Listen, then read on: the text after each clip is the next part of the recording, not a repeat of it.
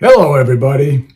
Okay, 100 days of Trump's administration has just hit the end of that calendar. Can you believe this? The worst 100 days of any president ever. He is a traitor to us. He's a traitor to the country. He's a traitor to the world. And if anybody voted for him, you're a fucking traitor too. So get off your ass and start thinking about what you're going to be suffering through for the rest of your lives and your grandkids, your children, everybody in the world. Have a great day.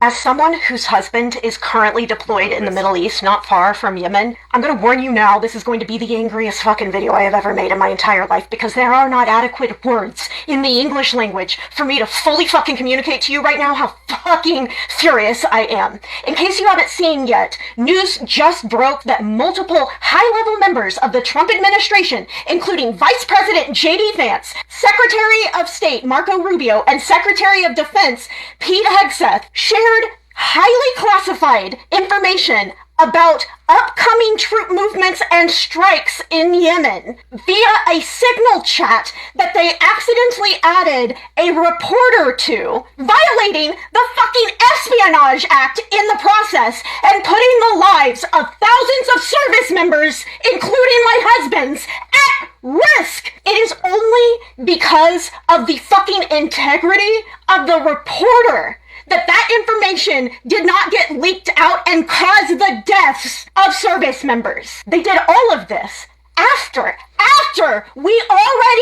they already knew that Signal had recently been fucking hacked by Russians looking for information about troop movement. Even if you set aside the fact that they accidentally included a reporter in this group chat and none of them even thought to maybe make sure that there wasn't anyone in the group that there shouldn't be, even if you set all of that aside and it was only the people they meant to be in there, they still fucking violated the Espionage Act. They still put troop lives at risk. Their phones could very easily be hacked. Their phones could very easily be stolen. Their phones could very easily be left behind at whatever fucking bar Pete Hegseth goes to after work every day to get fucking drunk because he's a goddamn alcoholic. All it would take is one of those fucking phones falling into the wrong hands, and those motherfuckers would have sent hundreds of troop members into a fucking ambush. Every single Republican member of Congress better be on national news within the next few fucking hours calling for the fucking resignation of every single motherfucker on that group chat, up to and including J.D. Vance. There is no world in which it is acceptable for any one of those motherfuckers to still have their job by the end of today. If any person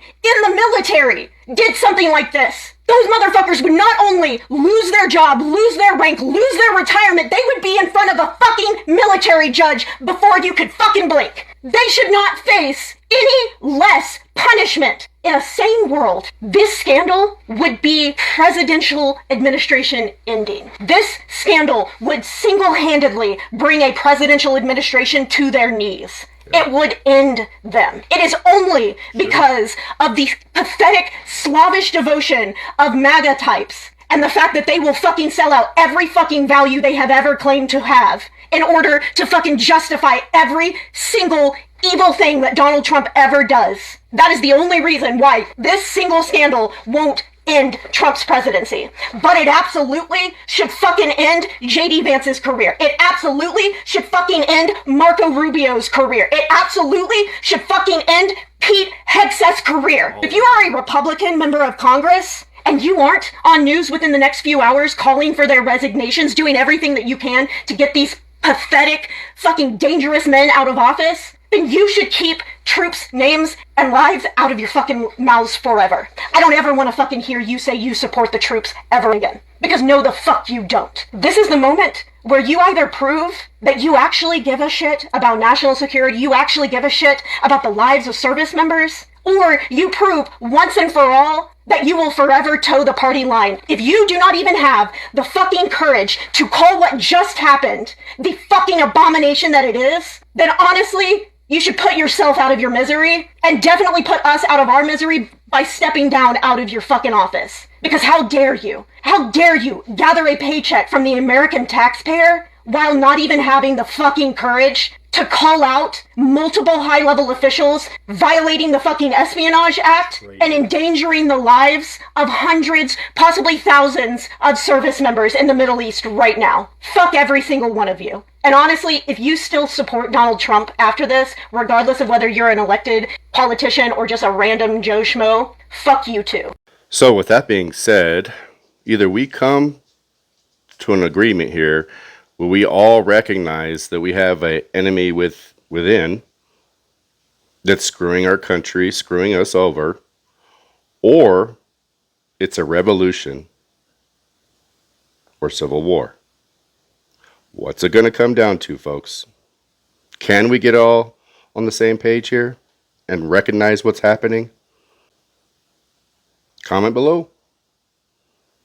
I'm getting prepared.